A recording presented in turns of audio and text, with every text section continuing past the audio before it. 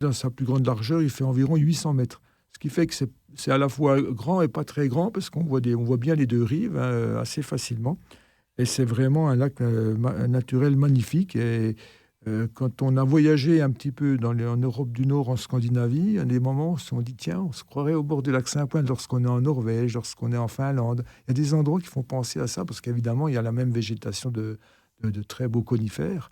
Et c'est vraiment une ambiance un peu nordique. C'est très, très beau, le lac Saint-Point.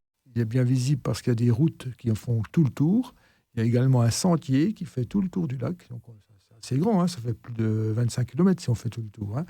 Et donc, il y a des routes de part et d'autre, et il y a des petits villages qui sont vraiment très, très agréables parce qu'ils ont une vue magnifique sur ce lac. Il y a Malbuisson, qui est le village principal, qui est un peu une station balnéaire, on va dire, mais de l'autre côté, il y a un autre village qui s'appelle Saint-Point, évidemment, hein, et puis un autre village qui s'appelle Les Grangettes.